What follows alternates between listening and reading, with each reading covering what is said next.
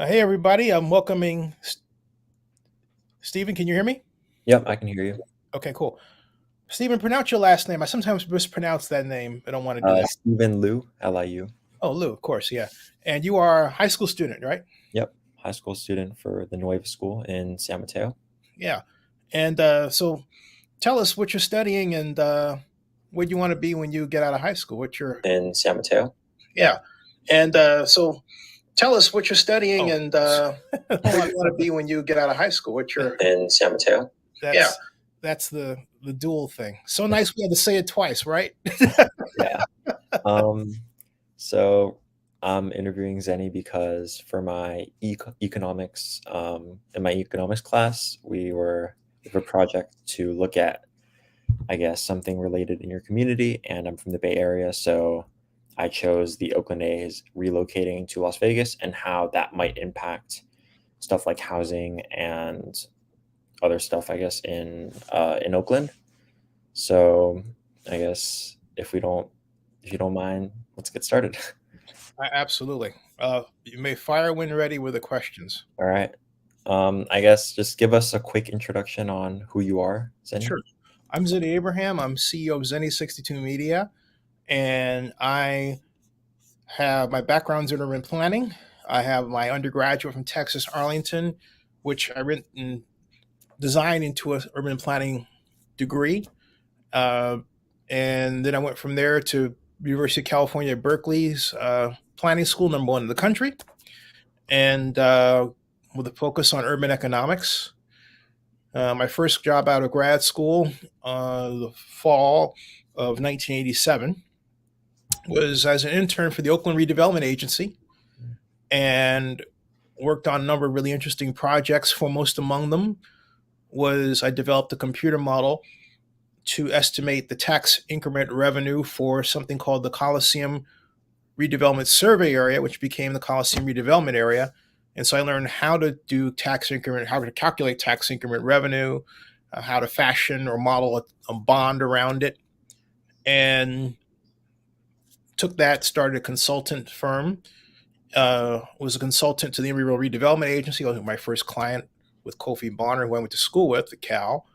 Then went to work for the San Francisco Redevelopment Agency on a project, and went to work for Stoop Sharon Harburger on a kind of Oliveto style market hall market they wanted to build at Fourth on Staten and Grand Avenue. And then in '93, I was brought in to be a columnist for the Montclarian.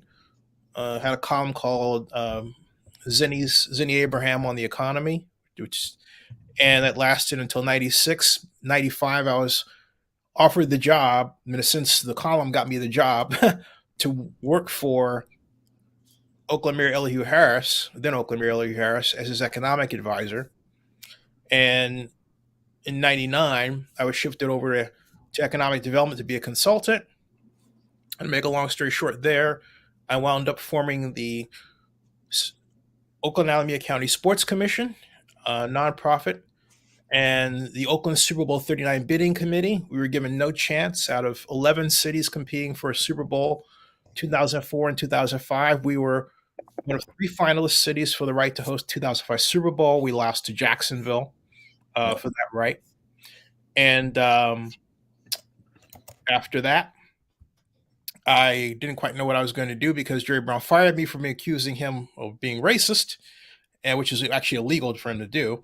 But I went back into consulting, and I started a company called Sports Business Simulations around the game I built called the Oakland Baseball Sim World, and one called the XFL Sim World. We could actually run, in the case of the athletics, the A's over a 5-year business period, including building a stadium and trying a number of different financing combinations. You can learn a lot about taxing and financing, Melrose, and so on. That lasted until 2010. It went dormant. One lesson there: never, ever, ever learn someone's esoteric programming language because if you do, you become a slave to their server. It's a bad thing to do. I didn't realize that. I learned it the hard way. So be it. and but it's a lesson to just let that be a lesson. Let that be a lesson to you. There's your lesson. Yeah. And so after that, I started. Uh, During that time, I started Oakland's first blog in 2004, and it became a 100 blog network, which is now Zennie62, and it's incorporated as of December 17th of 2019. We do reputation management for clients. We do content creation, and we cover the news in a unique smartphone-based way. So that's that. I'm here in Georgia right now. I still have my place in Adams Point, but my mom is hopefully makes it to 89. I'm the Mm. only child, so it's my job. I believe, to be here for her. So yeah, Well, good luck on that. thank you. Yeah, yeah. So it sounds like you worked and you know a lot about the A's, and so what can you explain what is going on right now with the relocation to Las Vegas? Well, what's going on is that originally the city that the Oakland, the Athletics, have been seeking a new stadium really since the late '90s. After the return of the Raiders, because what was once a pristine Yeah. field was altered, with Mountain Davis, as you know. And in '97, on the 31st of September, I said to representing the mayor of Oakland at the Community Economic Development Agency, I said that the Oakland Athletics needed a new stadium. And Nate Miley was who was council member at the time, said District 6 said, "Why do we need a new stadium for them? We just spent 200 million for the Raiders." And I said it's the timing, because Camden Yards was just opened and finished in '93, and that changed the market for baseball stadiums, and it's made ours obsolete. Yeah. And we have the Raiders return, but they were adverse to even talking about it for reasons that kind of bleed into today, which is basically a lack of desire to build infrastructure. It's not so much spending money; it's you can look around a number of examples in Oakland and its infrastructure. But what really changed for us was you went from a council manager form of government where the city manager was really in charge. It took 5 votes to fire the city manager, to strong mayor, where the mayor worked at the pleasure, the city administrator, changing from city manager, worked at the pleasure of the mayor. And that that was Jerry Brown's design. The voters allowed him to have it through Measure X in '98. He came in '99, and we sort of had now designer politics. And so Jerry was able to, for example, fire Robert Bob in 2002 after not giving our Super Bowl effort a chance, and then trying to hijack it and behind the scenes get rid of me, which didn't work because the NFL said, "Hey, you need Zennie." Uh, and then after I was gone, per se, I was still helping behind the scenes, but Jerry fired Robert Bob because Robert was trying to build the downtown stadium in what is now Uptown. And during that time, also Jerry took away Forest City. I brought Forest City to Oakland to build a Times Square of the West. He took them and basically did the whole housing thing, 10K, which I did work on too. So what's happened? I know this is a long-winded explanation, but it is a generation almost of activities that have led up to what happened now. It wasn't Nothing ever really happens in a wrenching form. All right, particularly with urban development, there are reasons behind them, tides that are changing politically over periods of a time, and it's always who said what to whom or who did what at a certain time. And in our case, frankly speaking, the driving point was that we didn't treat or take seriously the athletics needs after the Raiders returned. And there were efforts to build a new stadium, but the trouble is that there was no czar behind it. There was no one who, in the previous form of government, would have been your sports development specialist, economic development specialist. We had Fred Blackwell, who was our last person who really held that role in a czar-like fashion. But when Gene Kwan was going to be was obvious she wasn't going to be reelected as mayor in 2014, he jumped ship and became the CEO of the San Francisco Foundation, and there left our contact with the Warriors, who were already out the door because they knew he was out the door, and they had look. They wanted to talk to Gene Kwan, but Mayor Kwan, who was Delm's predecessor, didn't see. And she said this to me. She had really didn't get the importance of the Warriors to a number of people. She was catching up, but she said that to me at the Alice B. Toklas Democratic Club breakfast, and I was shocked. And I said, "Hey, Ms. Mayor, President of the Warriors, Rick Welts, is right over there. Why don't you go talk to him?" She wouldn't even get up to talk to him. All right. Mm. So meanwhile, the Warriors are planning their exit because, as Joe Lacob said to me, and this is on Zennie62 here, that Oakland had leadership challenges. Oakland wasn't aggressive, whereas Ed Lee, who was my first client as a consultant, then later mayor, said, and this is on Zennie62 too, that they were aggressive and that they had a They team. wanted the Warriors in SF. They wanted the Warriors to NSF. They didn't care about Oakland's feelings. And on the other hand, Oakland didn't stop to sue them to accuse what I would have done. I suggested to De La Fuente and a number of people, hey, look, sue them for economic tampering, because that's exactly what they're doing. But they let them do it, citing, well, they're Democrats. I'm not kidding you, okay? Who cares? They're screwing with the city, all right? And so they let that happen. So with respect to the athletics, we've had when Ron Dellums became mayor excuse me, it was Ron Dellums after Gene Kwan, before Gene Kwan, excuse me. And Dellums was only one term in Kwan. But under Dellums, the effort to really refurbish the Coliseum kicked off thanks to Frank Dobson. I want you to remember this name, who's died since. Steve Lowe, who's still with us. I just talked to him today, and Bob Lesty, who died 4 years ago. They had the idea for what became Coliseum City. Larry Reed took that idea. He was District 7 council member, put out an RFP, and then tried to get developers to basically build 3 new facilities, one for the Raiders, one for the A's, and arguably one for the Warriors at that point. Originally the Warriors, but then the Warriors skipped town. We were slow on it, okay? And they were trying to identify developers. And this is why politicians should never be the people who run these things, because they assume that if you're a billionaire, you're going to pay for it out of pocket.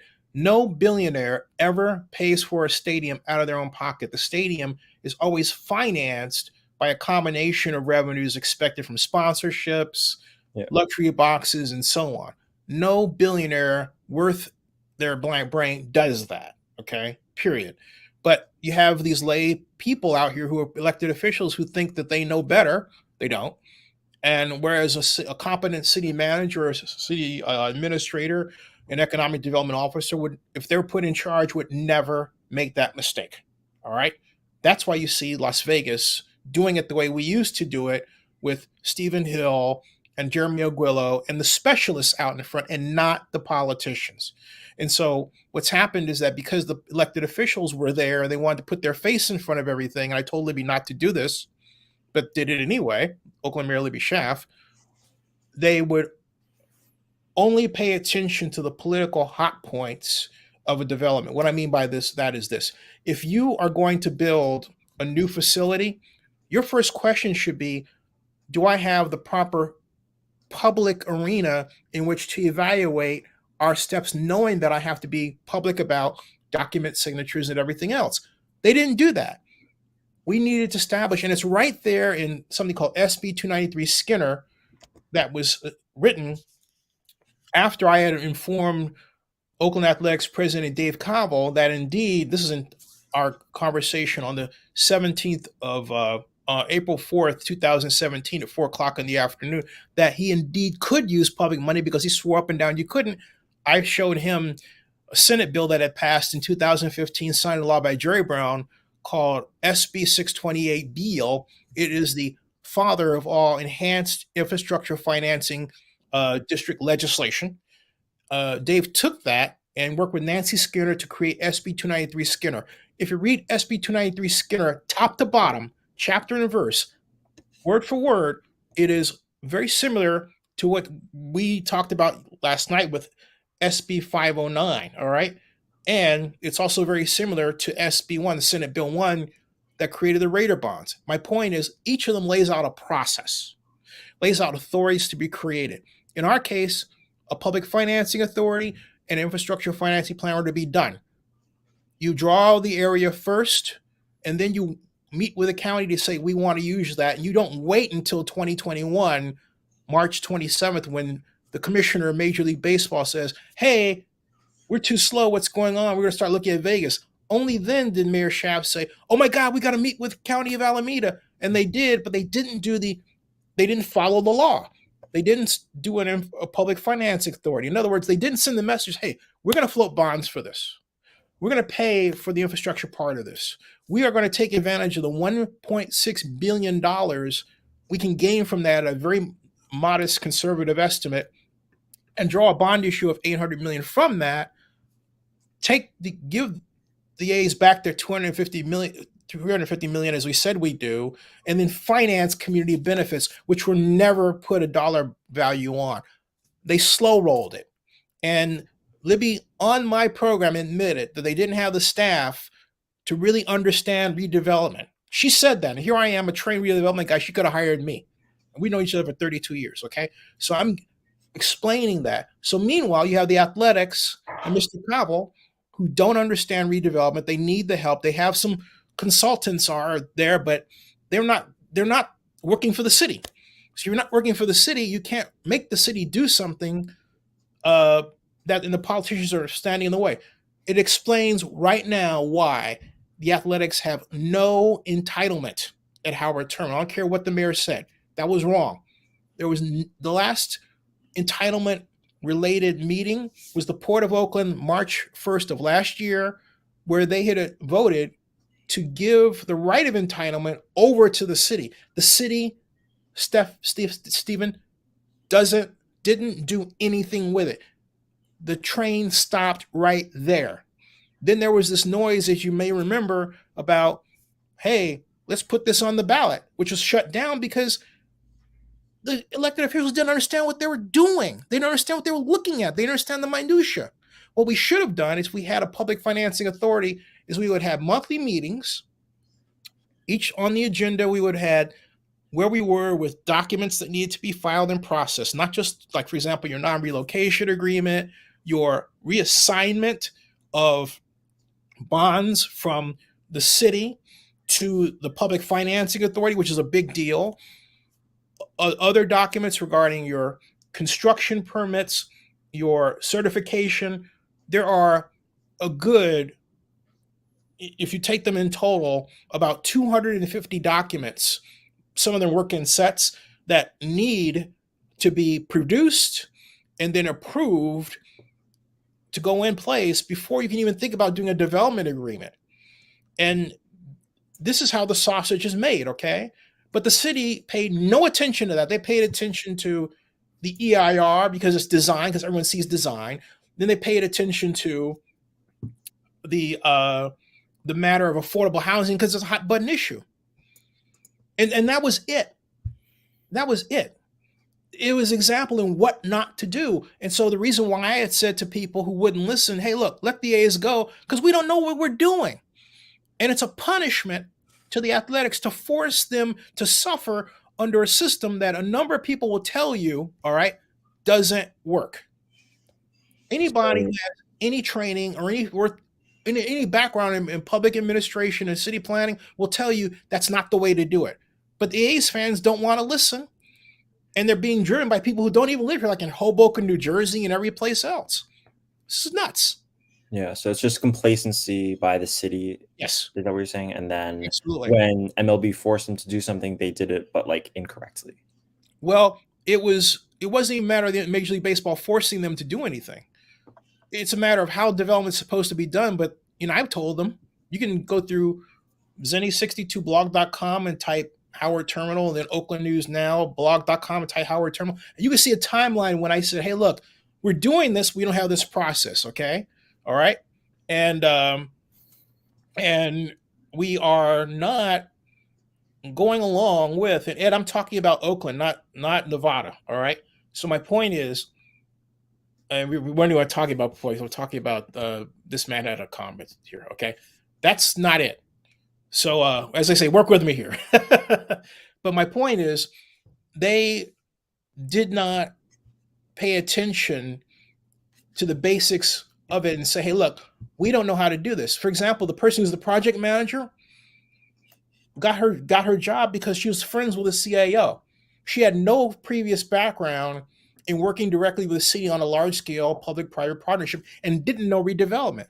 So she gets up in her presentation and says that tax increment financing can be figured out by, excuse me, the present value of the stream. No, you're calculating the stream, and your first question always is this enough money on these years to cover the expected bond debt service? She wasn't even doing it that way. The consultant didn't do it that way. The council thought they knew what they were doing because they paid Century Urban. And so you had the blind leading the blind. I'm writing and I'm saying, hey, look, this is wrong.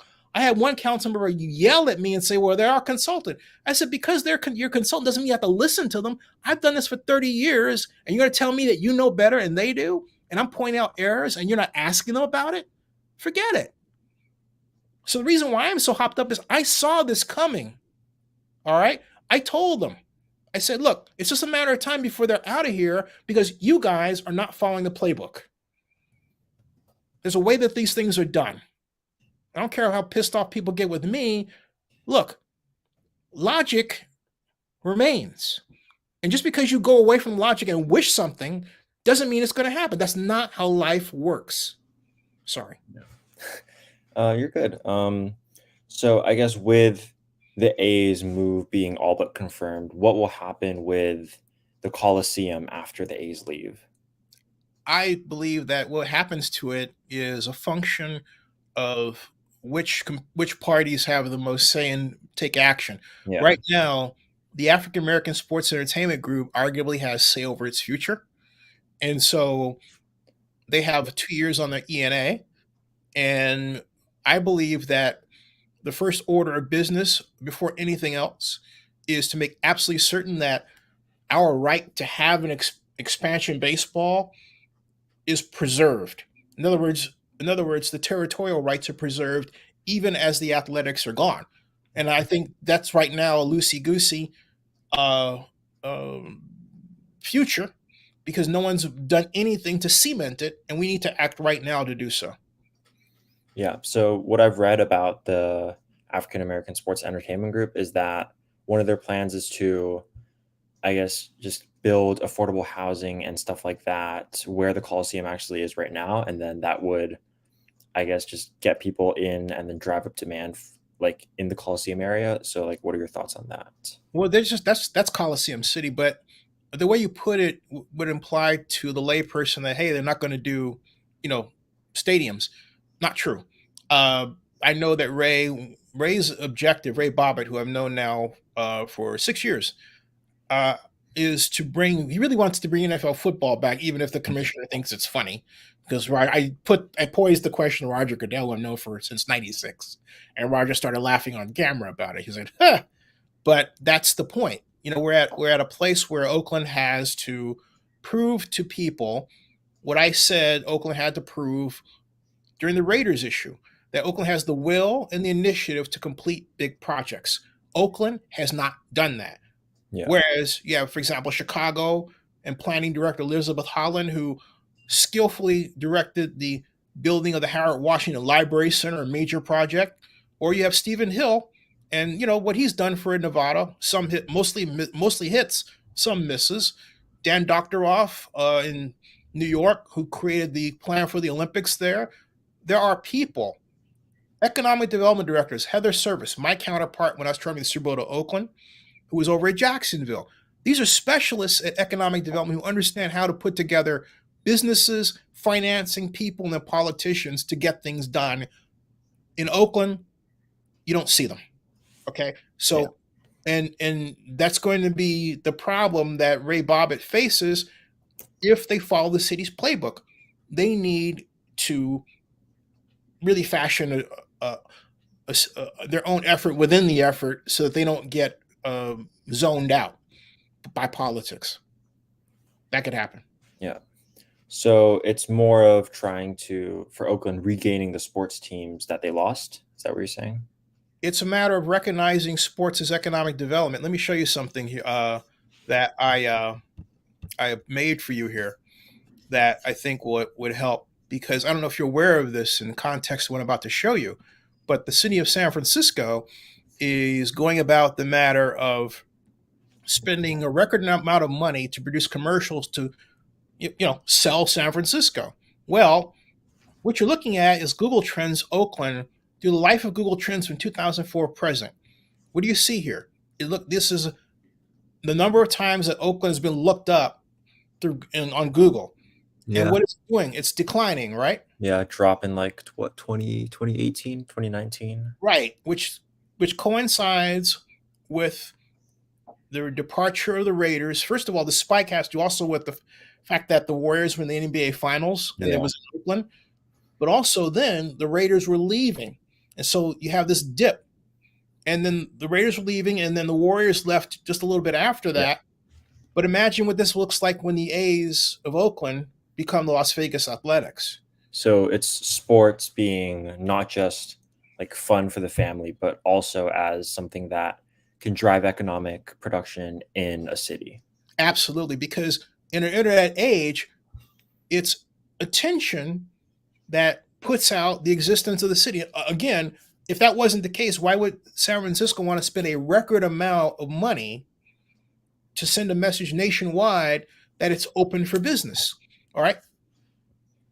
Oakland can do the same thing. The trouble is that sports helped Oakland. Let me give you an example. NBA Finals in Oakland in 2019. ESPN First Take had its programs at the Lake Chalet in Oakland on Lake Merritt. So the nation got a gigantic idea of what Oakland really looked like at Lake Merritt, Yeah.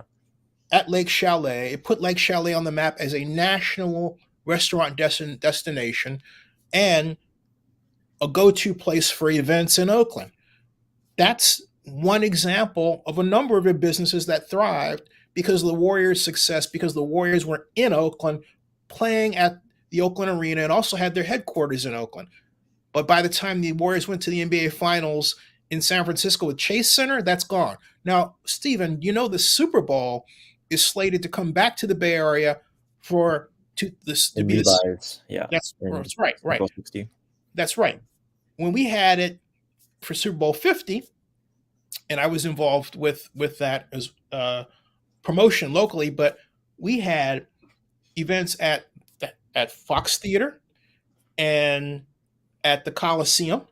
But guess what existed now that didn't exist then? Chase Center.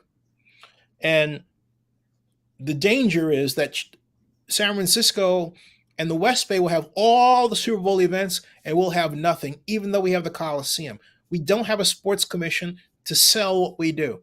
We don't see sports as economic development, even though we have been in the place that Las Vegas is trying to get to, having 3 sports teams, state-of-the-art facilities, which lead to state-of-the-art hotels, a place that a person wants to be and visit.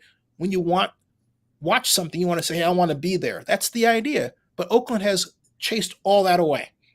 And it doesn't see that we need to get it back. It's tied up with the idea that we have problems, murders and drug use and everything else. Every city has those problems. As the great mayor William Donald Schaefer once said, every city has its pathologies. You need sports to balance that out. But also, what people don't realize, when you build a stadium, it's not just for that one team. A properly designed mechanism to change over from one sport to another function can draw as many as 220 different sports events in a year. Oakland Mayor Libby Schaaf didn't recognize that when I was asking her about it. Again, this is on camera. She says, well, there's an event center. I said, no, Libby, did they tell you how many events they expected to have and how they were going to price them out? It's a convention center. We don't even have a convention center in Oakland. We have a small one. Excuse me. We think that's our convention center when it is 8 times smaller than it needs to be. 8 times. That's Kaiser. We were happy to get it. It was like, okay, we got it. I even said back then, seriously, this is the best we can do. 150,000 square foot convention center. We need 1 million. This is Oakland's mentality. Yeah. I guess, okay, so for my economics class, we're focusing mainly on like the topic of housing. So can you tell me how, I guess, this situation that you mentioned here, the island here, plays into, I guess, the housing problem in the Bay Area and maybe Sure. more specifically in Oakland? It makes it harder for those people who need standard jobs doing ushering or bartending to find those jobs, because I remember a woman who I ran into in the elevator after the at the A's game, and she was headed over to the Warriors game. This was many years ago, but told me that she was able to cobble together an 8-hour shift day by working the two games. Okay, Mm, so that's gone. She was able to work the A's and then go over and work the Warriors. Gone. All right. And she could do the same thing with the Raiders. But hey, Raiders are gone. yeah. And the Oakland Roots are not going to make up that. And yet there's this effort to say, it's like here again, this is political cover.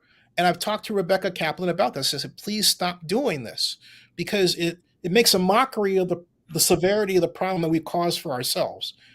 The Oakland Roots are not a large enough organization at this point to expect to solve that problem. And then having them on the Malibu lot, which I told their project manager and real estate manager was flood prone. And it's in the middle of a sea level rise problem. The same sea level rise problem that the Athletics looked at and said, that's why you want to go to Howard Terminal, because there's less land to fix than a situation down in the Coliseum that it basically encompasses the entire, I would say, 60% of the East Bay in Oakland. That's fact. I'm not making that up. That was from the sea level rise plan of 2015. So we continue to be asleep at the wheel with this and acting this Pollyannish, oh, everything is okay as long as I have my marijuana to smoke kind of attitude, which really is the problem, I might add, okay? And it's hurting us. And nobody wants to deal with this.